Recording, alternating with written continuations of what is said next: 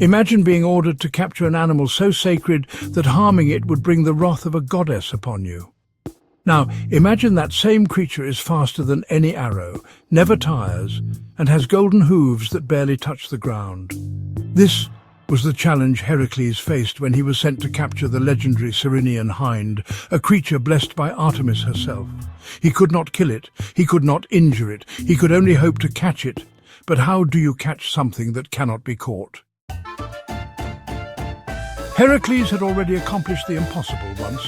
He had slain the invincible Nemean lion, proving that even a beast immune to weapons could fall to his strength. But this time this was different. For his second labour, King Eurystheus ordered Heracles to capture the Ceryneian Hind, a magnificent deer-like creature sacred to Artemis, the goddess of the hunt. The task seemed simple at first, no battles, no monsters, just a deer. But this was no ordinary deer. The Ceryneian Hind had golden antlers that shined like fire. Hooves made of bronze, strong enough to shatter stone. Its speed was greater than any beast alive. It could outrun an arrow mid-flight. It possessed endless endurance, never tiring, never stopping. And most importantly, it was beloved by Artemis herself. Heracles had fought monsters, but no beast was more dangerous than angering a god. If he harmed the hind, he risked facing the full wrath of Artemis. This wasn't a test of strength, this was a test of patience, skill and respect. Heracles set out, tracking the golden hind through the forests of Arcadia. But the moment he approached, the creature vanished into the trees faster than his eyes could follow.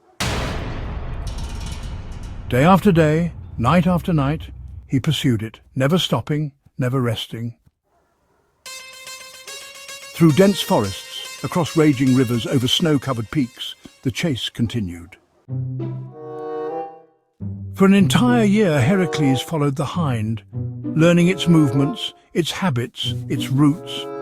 He knew he couldn't rely on brute force. He had to be smarter than the creature. The Ceryneian Hind never tired, but Heracles knew that even the swiftest beings had patterns, moments of weakness. Then, one evening, as moonlight bathed the land, he finally saw his opportunity. One night, as the hind stopped to drink from a river, Heracles knew this was his only chance. He moved slowly, silently, creeping through the brush. The golden hind's ears twitched. It sensed something. In that moment, Heracles acted. He lunged forward, reaching out with godlike speed, and his fingers brushed against its golden antlers. The hind leapt, but Heracles refused to let go. The force of the movement nearly ripped his arm from its socket, but he held firm. The hind kicked and thrashed, but Heracles was stronger. Rather than wound it, he used sheer strength and held it down, waiting for it to exhaust itself. And finally, after a year of pursuit, the golden hind of Artemis was his. But the hardest part wasn't over. As Heracles prepared to return to Eurystheus, the sky darkened, and a cold wind swept through the forest. Release the hind, mortal, or face the fury of the gods. From the shadows stepped Artemis, goddess of the hunt, flanked by silver light and the howls of unseen beasts. Her eyes burned with divine anger. This was her creature, her sacred animal. Heracles did not bow. He did not run. Instead, he spoke the only words that could save him. Heracles, VO, goddess of the hunt, I swear upon Olympus, I've done no harm to your sacred creature. I was sent to retrieve it, not to wound it. If I do not bring it back, I will fail in my labours. But if you wish it, I will return it to you once my task is complete. Artemis stared at him, her bow in hand. Then, slowly, her fury faded. She saw the truth. Heracles had not used violence. He had not disrespected the creature. And above all, he had treated the hind with honour. She nodded once, allowing him to carry the hind away under one condition. When your task is done, the hind will return to the wild. Do not let that coward Eurystheus keep it. Heracles swore it, and Artemis disappeared into the mist. When Heracles arrived at the palace of King Eurystheus, the cowardly king was overjoyed. He finally had one of Artemis's sacred animals in his possession. Or so he thought.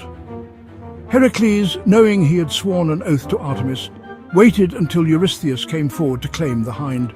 At the last possible moment, Heracles loosened his grip, and the hind, with one final burst of speed, escaped, sprinting back into the wilderness.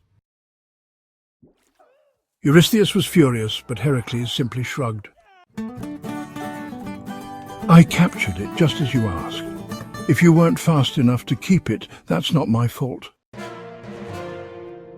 Eurystheus could say nothing. The labor was complete.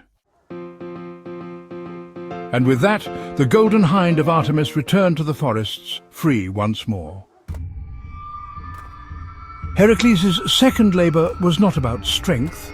It was about patience, endurance, and respect for forces greater than himself.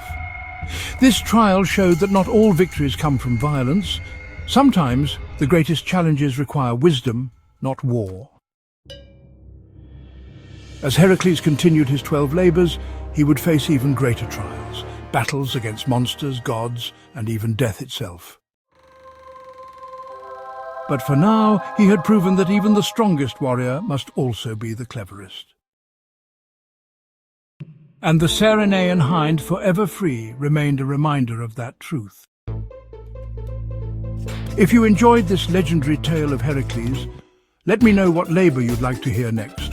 Make sure to like, subscribe, and leave a comment for more epic Greek mythology stories.